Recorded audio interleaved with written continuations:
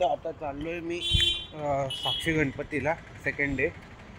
Voice may be येणार नाही कारण ते माईक मी लावलेलं नाही आहे, कारण तिथे काय अलाउड करतील नाही करतील काय बोलता येत नाही. सो 5:15ला उठलो मी, because it was not that pleasant sleep. कारण आसपासचे लोक घोरत होते, एक तर बाजूवाला तर जमच घोरत होता. So this is something backdrop आपण जर असं शेअर डॉमेट्री किंवा अशा ह्याच्यामध्ये करतो ते. वेल फर्स्ट टाईम मला प्रॉब्लेम झाला, ह्याच्या आधी कधी जाऊन झालं नव्हतं. पण इट्स ओके, काय करणार होता. तर आता सकाळी सकाळी जर साक्षी गणपती, आता मी कसं ॲक्च्युली चान्स घ्यायचं नाही आहे मला, तर 9 वाजताचं दर्शन आहे तिकडे. साक्षी गणपतीला जास्त वेळ लागलं तर मग काय करायचं. इव्हन जर मी तिथून लवकर जरी आलो ना तरी मग इथे नाश्ता करेन, तर एक म्हणजे तेवढं टाईम माझं कन्झ्युम होऊन जाईल. तर आतलं गोष्ट काय की इथून साक्षी गणपती आहे 1.5 किलोमीटर. तिथून शेअरिंग ऑटो भेटतात, सुट्टे पैसे घेतले आहे मी इफ इन केस काय असलं तर. मग तिथून येऊन 30 रुपये काहीतरी घेतात असं वाटते मला. थोडं इन्फॉर्मेशन घेतलं नाही, पण हां हे करून ते सगळं करून मग आपण येऊन जाऊया.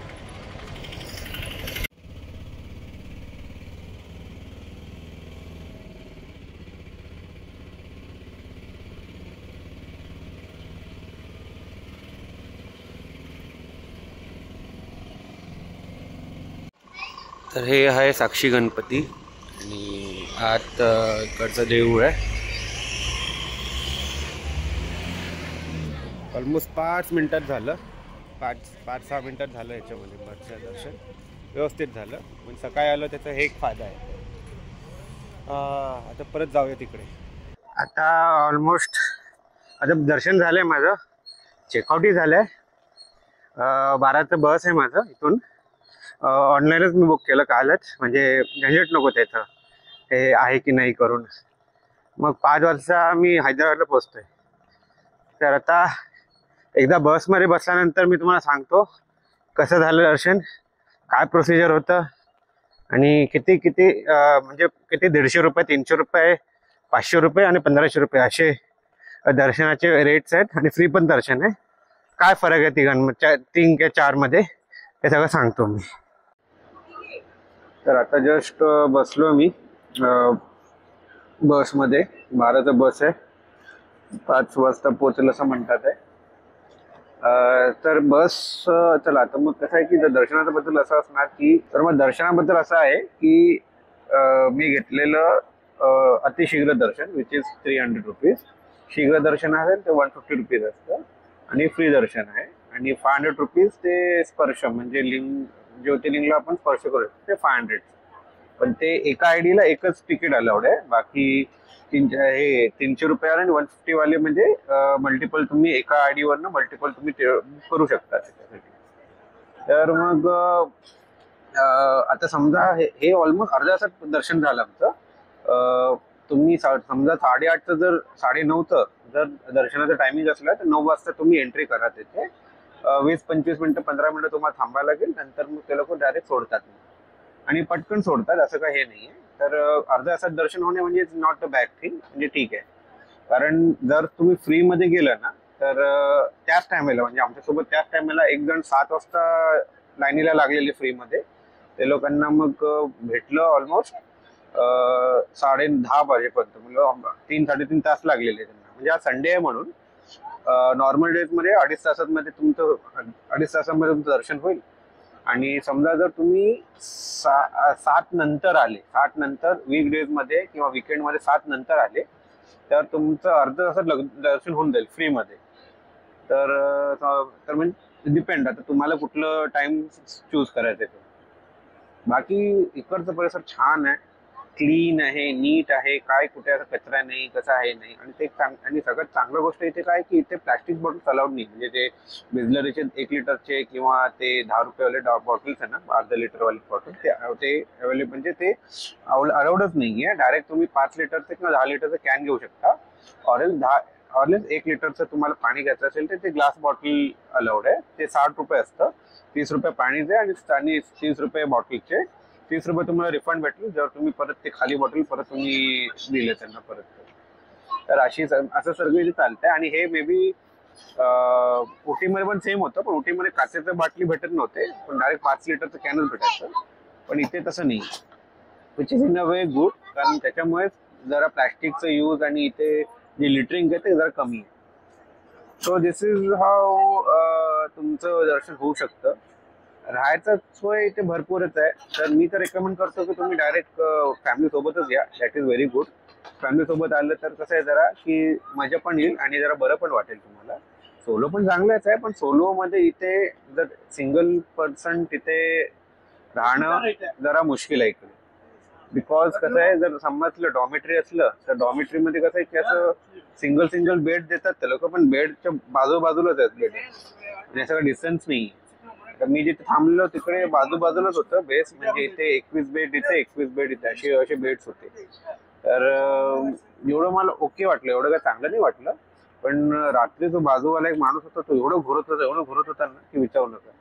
त्याच्यामुळे मोस्टली माझं झोप तर झालेलं नाहीये. तर मला असं वाटतं की हे आता मी झोप पूर्ण करेन. मी आहे 5 तास जेवढं पण वेळ याच्यामध्ये आहे ट्राय करेन. सकाळी नाश्ता केलेलं, पण आता दुपारी काही खात नाहीये मी. डायरेक्ट आता तिथे जाऊन चेकआउट करून मग तिथे थोडंसं काहीतरी खाईन. नंतर रात्री मी एक मित्र माझा येणार आहे भेटायला, माझ्या इंजिनिअरिंगचा मित्र आहे, त्याच्यासोबत पुढे जाऊन मी डिनर करून येईन. तर मी आहे हॉस्टेलमध्ये. आज ब्लॉग करायची इच्छा नव्हतं, पण चला काहीतरी करूया रेकॉर्डिंग म्हणून करतोय. तर मी आहे हॉस्टेलमध्ये, हैदराबाद हॉस्टेलमध्ये. आता ॲक्च्युली काय झालेलं, येताना बसने जे सीस नंबरने येताना बसने एकाला ठोकलं, म्हणजे एका गाडीला ठोकलं आणि त्याच्यामुळे खूप प्रॉब्लेम झालं. आता ते गव्हर्नमेंटची बस होती, तर ते काय ना काय इश्यू होतं आणि ते एरियामध्ये असं ठोकलं की तिथे जरा लोक जरा ॲग्रेसिव्ह होते. तर मग ते काय मी काय शूट नाही केलं, उगाच काय अननेसेसरीली हे नको व्हायला. मग त्यानंतर मग तिथून मग ऑलमोस्ट 2-3 तास त्याच्यामध्ये वेस्ट गेलं आणि मग त्यानंतर मग शेवटी मग दुसरं काही ऑप्शन नव्हतं, म्हणून मग मी आलो इथे हॉस्टेलमध्ये चेकिंग केलं. काल रात्री चेकिंग केलं आणि बाहेरच इथे बरोबर गेलो जेवायला. आणि आता वाजले 2:30, ऑलमोस्ट 2:30 झाले. तर आता मी चेकआउट करतो आहे, कारण 5:40चं बस आहे माझं. इथून अमीर पेठ करून कसं आहे, तर ते इथून काहीतरी दुर्गम करून एक जवळपास मेट्रो स्टेशन आहे. मग त्या मेट्रो स्टेशनने ऑलमोस्ट 20 ते 25 मिनिटात पोचतो मी. थोडं 1 तास अगोदरच निघालोय, कारण भरोसा नाही मध्ये काय येऊन जाईल काय. जास्त नाही आहे, 700-800 मीटरच आहे. तर चालता येतं याच्यामध्ये, काही इश्यू नाही त्याच्यामध्ये. तर बघूया जरा याच्यात मधल्या गल्लीमध्ये बसून. बाबा आलो इकडे, प्लॅटफॉर्म नंबर आले.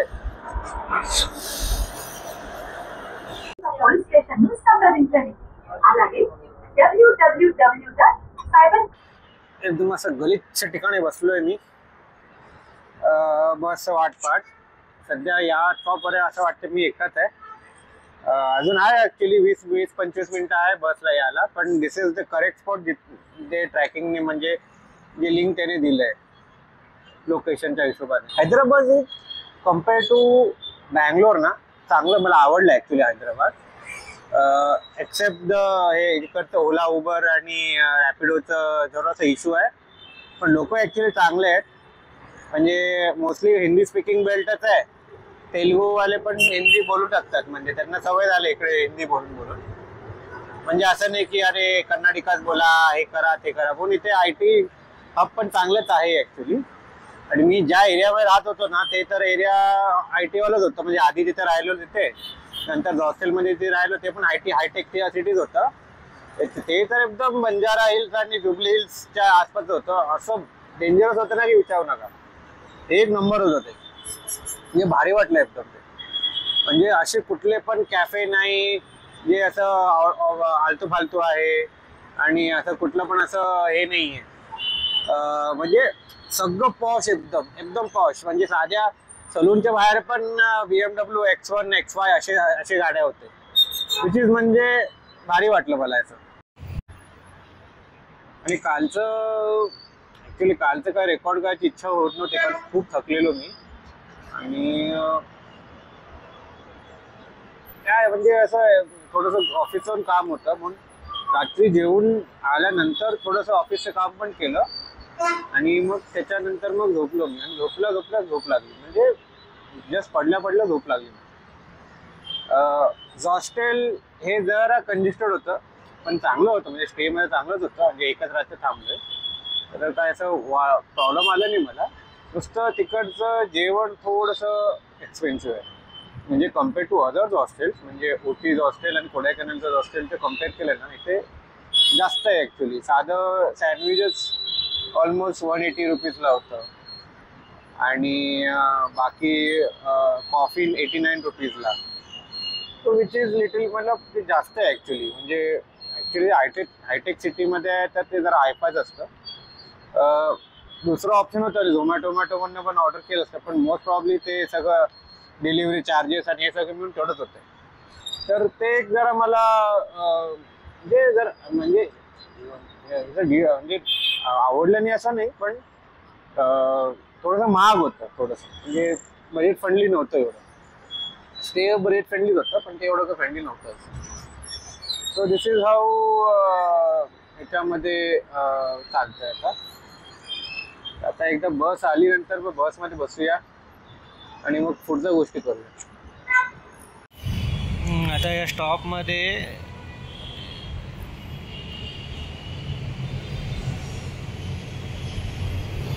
आता हा जो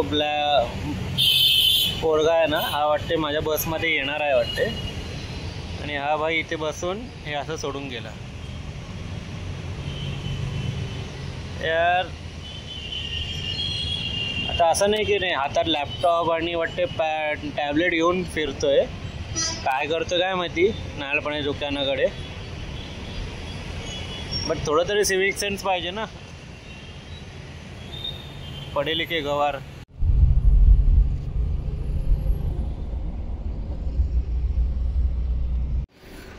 आता जेव्हा येत होतो ना परत, म्हणजे पनवेलवरनं येत होतो ना, तेव्हा पण याच डाव्याला थांबलेलो. म्हणजे हे लोकांनी थांबवलेलं. हे आपलं बस येल्लो डटी फेल्लो. बाकी काय नाही आहे इथे. टॉयलेटसाठी पण किती 1 की 2 रुपये घेतात. आणि भूक तर नाही लागले म्हणून मी आईस्क्रीम खाल्लं आणि एक ती ग्रीन टी पिलं, आपलं लेमन टी पिलं. That's it. चला आता झोपायला जाऊया.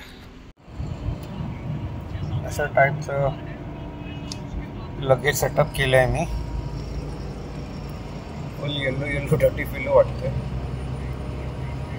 तो ऑलमोस्ट आता सातारा रोडला लागले आहे मी. आणि मे बी हे 5 नंतर आहे ना, जर तुम्ही म्हणजे 5 ते 6च्या मध्ये जर तुम्ही बाहेर निघाले ना हैदराबादचं, तर वेलेल पुढे, म्हणजे तुम्हाला त्या रशवर लागत नाही. सो त्याच्यामुळे व्यवस्थित आता आम्ही आता हायवेला लागलो, सोलापूर हायवेला लागलो. सो या ट्रिपबद्दल जर विचार केलं ना, हे म्हणजे कसं आहे की हे मी विचार केलेलं की समजा जर हैदराबादला जर प्लॅन होता तर मग बसनेच करावं. But I am missing my bike very much. म्हणजे कसं आहे की बाईकमध्ये असताना ना एक वेगळंच कम्फर्ट असतं माझ्याकडे. आणि एवढं बॅक टू बॅक असे राईड्स केलेत ना, तर असं सवय लागले ना की this is actually luxurious thing for me. But hey it's not making me. तो माझं ट्रिप खूप छान गेलं. थोडेसे हिकअप झाले, थोडेसे प्रॉब्लेम झाले, थोडे मागे झाले, थोडंसं पोस्टपोन करायला लागलं plans. But it was a nice trip. मस्त एक म्हणजे मनाला म्हणजे